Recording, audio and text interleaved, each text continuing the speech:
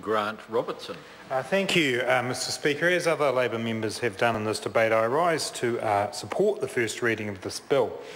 I do so, Mr Speaker, because I think what this bill represents is a step in the right direction for sorting out the issues that lie with the way that MPs' pay is determined. I don't do it on the basis of the fact that this is a great process or that this is necessarily in a perfect state at the moment. It's not. And I think what we've seen over the last week is an indication of the fact that I predict we will be back debating this issue again at some point in the near future. But if we actually look at the principle here, I think it is shared by parties across the House. The goal here is that our pay is in some way or other more closely linked to what is happening for median, average, whatever calculation we're using, New Zealanders and their pay and income. That is a goal that I think is actually shared around the House. The difficulty some members are having with this legislation is A, whether this is the correct mechanism, and B, whether this process is going to deliver that mechanism. I can stand up here today and say I prefer an approach that links us to something like the average wage of the public sector, but I see real shortcomings in that particular criteria, and I'll return to that in a minute.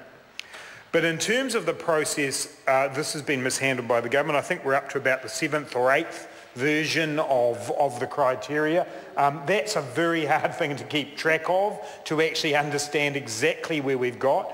It is quite possible that there are unforeseen consequences in this. I'm not here, disparaging the Minister. I just think the pace at which this has happened means that it is likely that not all those scenarios have been thought through. So I come to this somewhat sceptical around that, but acknowledging that we do need to make an effort to show that we know we in this House are well paid for what we do. Every member of this House works hard for that pay, but that when it comes to a notion of what kind of process there should be for increasing pay, it needs to relate more to what the average New Zealander is going through than what it currently does. And that's the issue here, Mr Speaker. I think the Remuneration Authority have been given a pretty hard rap out of all of this. The Remuneration Authority have done what was asked of them in the Act. The Act, particularly in Section 18, asks them to compare us to what they believe to be the relativity of similar jobs. They have, over a period of time, interpreted that to be effectively around executive pay. Once upon a time, this was all done when the Speaker and the Chair was in the midpoint of his parliamentary career. This was done by something called the Higher Salaries Commission, or the beginning. That's now. Yeah, that's now, right, that's correct. In the early part of his parliamentary career, this was done by something called the Higher Salaries Commission. That gives an indication as to what was being thought about in terms of MP pay, higher salaries. It goes off to the Remuneration Authority and they continue to interpret that. So when they came back with a 3.5% pay increase plus the extra bits that had been changed around as a result of moving from non-cash to cash recognition, they were doing what Parliament had previously asked of them. Now, the reality is that what this has done is exposed in New Zealand the fact that executive pay has been rampantly increasing, while those on median wages, those on low wages, have been struggling.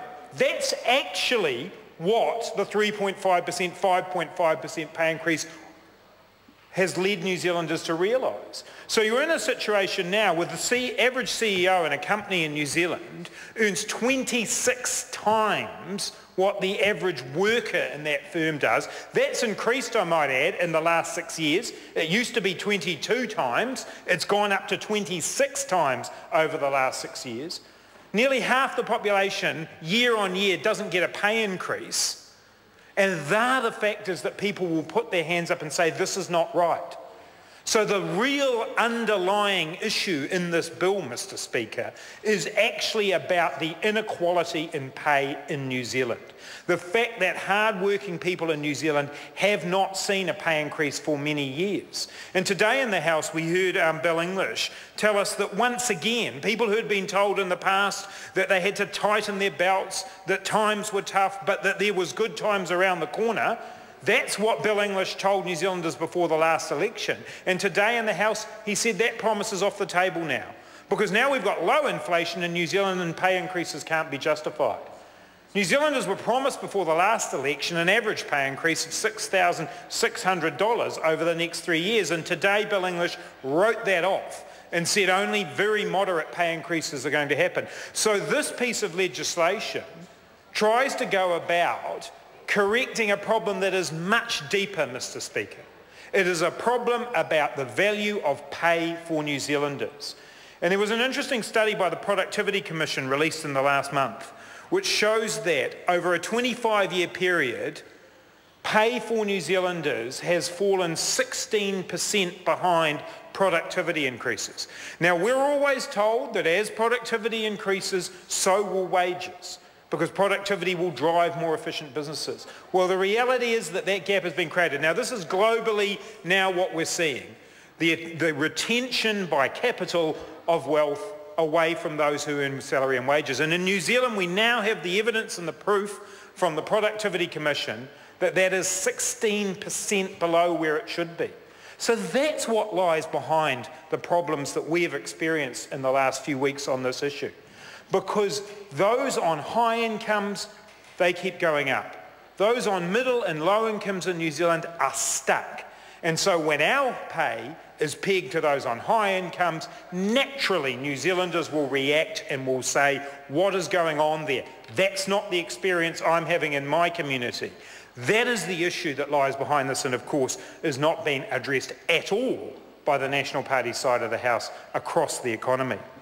Mr. Speaker, related to that is a concern I have about the mechanism here. I do believe this is a step in the right direction, but I think by tagging this to public sector pay, we reopen another can of worms on this issue. And that is, we are now tagging this to something that is in the control completely of politicians, public sector pay. Now, it's all very well for Bill English to stand up and say, well, you know, we've got the teachers, we've got the nurses, we've got the police this year, they're going to have to accept modest pay increases. Now it's all linked together. And my view is that we are taking a step here, the next step of which should be a proposal around something that looks across the economy. I know the Green Party have proposed the idea of the median income. That may well be where we should end up. But it needs to be something that looks at the economy as a whole, because that's something the government can influence positively, but not control.